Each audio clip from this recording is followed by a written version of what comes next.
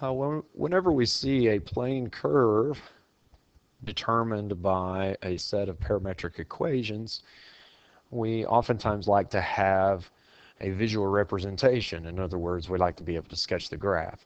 One way to do that is to complete a table based on the parametric equations with the parameter running over the interval given in the problem. So complete a table and sketch the graph. X here is equal to 4 times the cosine of theta squared. Y is equal to 2 times the sine of theta. And theta ranges between negative pi over 2 and pi over 2. Well, as we've already said, one way that we can sketch this graph is to complete a table. We need to pick some values for theta, the parameter, that range between negative pi over 2 and pi over 2. And we have many special ones that we like to pick on. So negative pi over 2, negative pi over 3, negative pi over 4. In this case, it works out nice just to pick the standard angles around the unit circle that are between negative pi over 2 and pi over 2. So 0, pi over 6, pi over 3, pardon me, pi over 4, pi over 3, and pi over 2. Just to work a couple of these out explicitly, if theta equals negative pi over 2, then we are told that x is equal to 4 times the cosine of theta squared. So this is 4 times the cosine of negative pi over 2 squared. The cosine of negative pi over 2 is 0. 0 squared, of course, is 0, and times 4 is still 0. So if theta is negative pi over 2, x is equal to 0. Y, on the other hand, is equal to 2 times the sine of theta. We're told that again in the problem. Y is equal to 2 times the sine of theta. So 2 times the sine of negative pi over 2. The sine of negative pi over 2 is negative 1.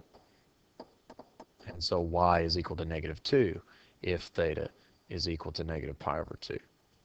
Let's do one more of these explicitly, and then we'll just fill out the rest of the table. If theta is equal to negative pi over 3, then again, x is equal to 4 times the cosine negative pi over 3 squared.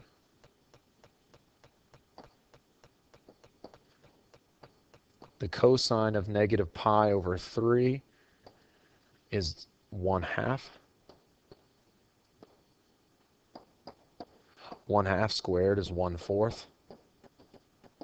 And so x here ends up being 1 if theta is negative pi over 3. Y, on the other hand, is 2 times the sine of negative pi over 3.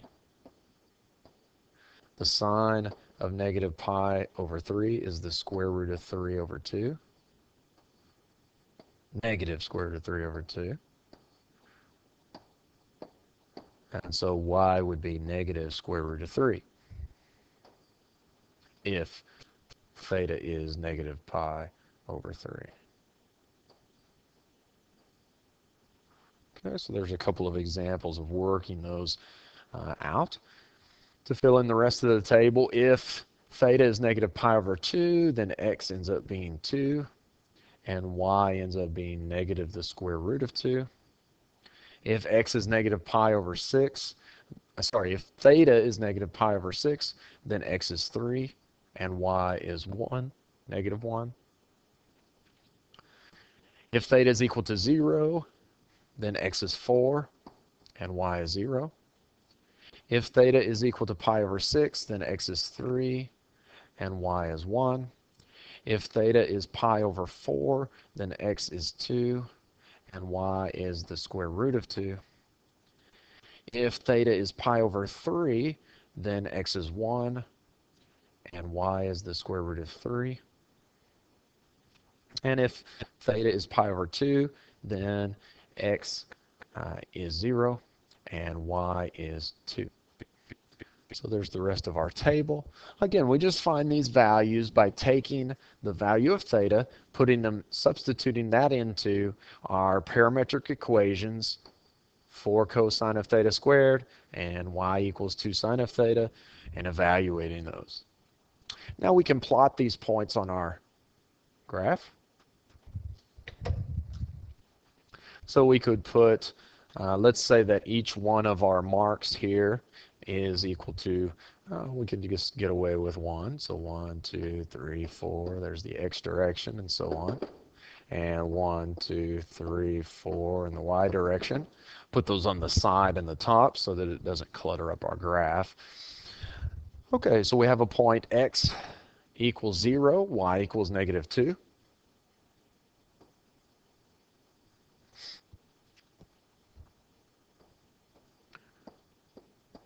That's one of the endpoints of our graph. X equals 1 and y is equal to the negative square root of 3. Remember that the square root of 3 is approximately 1.7.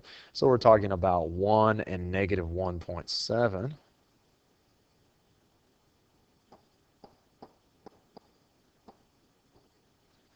Then we have 2 and negative square root of 2. Square root of 2 is about negative 1.4, remember. So 2 negative square root of 2.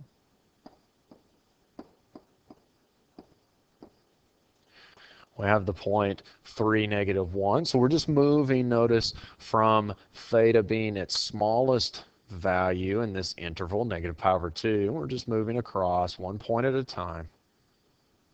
We're up to theta equals negative pi over 6, which would give us the point 3 negative 1.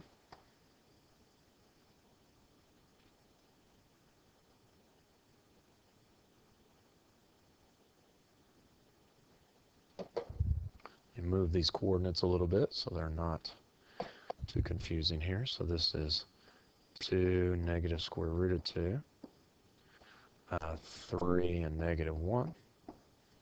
Then we have the point 4, 0.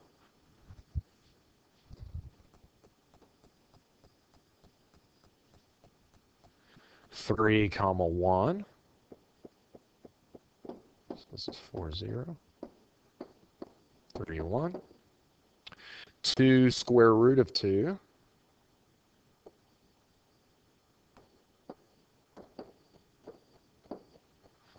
1 and the square root of 3. Have to move these coordinates as well.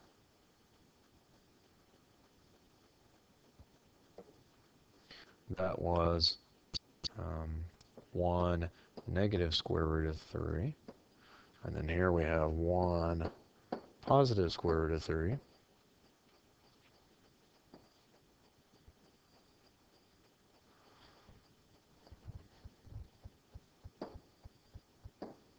And finally 0, 2. So there are the points on our graph. Let me move that and put it where it's supposed to go, 0, 2. And our point traveled from 0, negative 2, around and back up to 0, 2. So remember that whenever we have a plane curve, we might not want to put all of the values of theta, but we do want to give some indication of how that curve moves as the parameter moves from the smallest value that it has to the largest value. So in this case, we would put some arrows going in that direction. And this would be an example of a plane curve sketched using a table.